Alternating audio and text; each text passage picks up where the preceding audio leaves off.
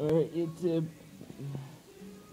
So, we geared down the race tractor. We had the big pulley here, and like I told you, showed you in the one video. Put this one on.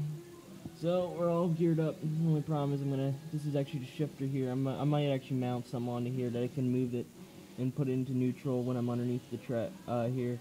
But basically, it just has one gear. That's all it really needs, kind of. But I could maybe put a shifter on it, but I'd have to do a whole bunch of linkages and stuff. And right now, my welder kind of took a shit on me. Needs a new drive motor, so yeah, it's cheap Harbor Freight kind of thing. And there's a gas line right here. It's kind of a crappy place, but I had to design it somehow.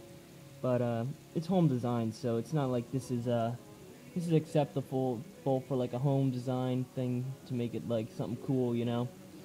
But I got a brand new belt for it. It's an 82 inch. We first got an 83 inch, and it would have worked, but it had just it lacked a little bit of tension, so we went with 1 inch smaller, and now that's perfect. But it rubs against the shifter here, so what we're just gonna do is we're just gonna put like a roller on here, maybe on the other side there. Probably would be better, so that way it hugs this pulley a little bit better. But that won't be an issue right there. One other thing we could do is put a slightly larger pulley in the front, but that's already pretty large, and I don't want to go too much because I don't want to burn out the tranny. And it also rubs here too, but I'm going to have to shorten that pulley so that way it sits up a little bit higher. But it doesn't rub much here, as much as it does back there. So my belt basically needs a few mods before it's perfectly ready. One other thing is I like to pull the tranny off again. I like to pull to open it up and pull out all that grease that's inside it and close it back up. I'm not going to weld the differential. And there's what people do is they weld the differential gears, and then you have a solid axle. So when the one wheel lifts up, it won't. You get more traction that way, because when the one wheel lifts up, it won't stop. So if the one wheel lifts up here, it'll spin on that wheel and the other wheel will stop spinning. But here's the problem. I noticed since it's so fast, it likes to tip easy. It does about 30 miles per hour now, and it likes to tip easy.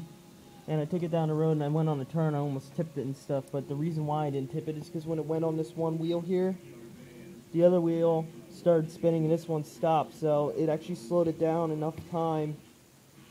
It slowed it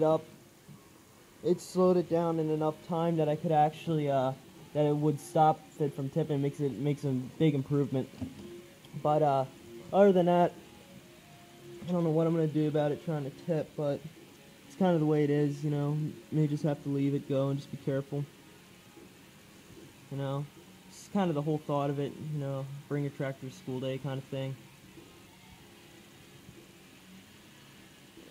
Still doesn't seem like the battery's charging, but I'm going to get a car battery in this thing because the battery that was in it before was a huge ass freaking battery and stuff, and it was basically a car battery. It had car battery terminals on it, so it needs a small one. I mean, it takes a lot of freaking cranking amps. I put the battery out of our zero turn in there. 350 cranking amps, and that was a brand new battery last year, replaced and taken care of over the winter time. So that's a really good battery, and even that wouldn't crank it over without a full charge. And yet I'm using a junkyard battery, so that junkyard battery must be pretty good. It's the battery came when I bought this tractor. As you can see, it's a little bit rusted on the bottom. We're gonna clean that up and just spray bomb it.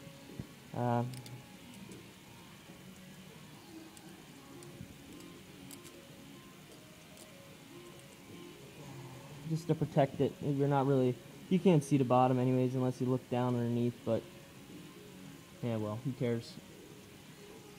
Really nice cars usually have a little bit of rust on their frame, like almost any car does, so. But that's the belt here. It's just rubbing, so we'll have to fix that. Alright, let me show you some other stuff I did. We put on different front tires. That one has a slight leak, so And I have a video of it going down the road. It's pretty freaking, well, not on the road, but in the grass. I did take it down the road. It was pretty freaking insane. So the gas pedal I stiffened up with a better spring. The other spring kept getting caught on the cable there, and it kept getting stuck wide open on full throttle. So it's really stiff now, but it was really easy to over rev before, and I kind of didn't like it. Now when you sit on there, it's a little bit harder to push, maybe just a little bit harder than I like it, but hey, you know what? Now I won't over rev it. But as you can see, there's really blotchy welds looking welds on there, and that's because my welder took a shit on me. And I'll actually show you what it does. Oh wait, that's right, it's not plugged in. Can't plug it into an extension cord, but what happens is you push the trigger down, and this here drive is stripped right down there. It looks good, but it's actually stripped, and it's this little thing, and it won't grab enough onto the wire, and it just slips. And one of the other reasons why it does that is on top of it, this only turns so far. As you actually look, the bolt spins on there, so that's kind of cheap and crappy. But what I'm going to just do is I'm going to just replace this whole unit here, this drive motor. You can actually get them online. They say it's like 15-20 bucks or something like that. This is my second roll of wire, so I kind of don't want to go through that, but hey, you know what? It's what you get for getting a Harbor Freight welder. It works though. Never really had any other issues with it. But I may actually look at getting maybe a used Hobart handler or something. You know, I don't want to really buy anything expensive. I'm not a welder. I'm just used a welder to build stuff like these exhausts. I used this little welder here, welded my exhaust together.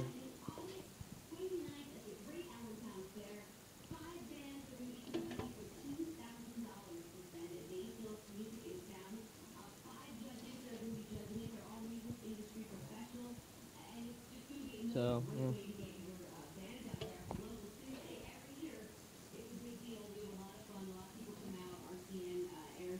But, yeah, everything else is pretty good on it. But, oh, yeah, and it's still not charging right. I don't think it is.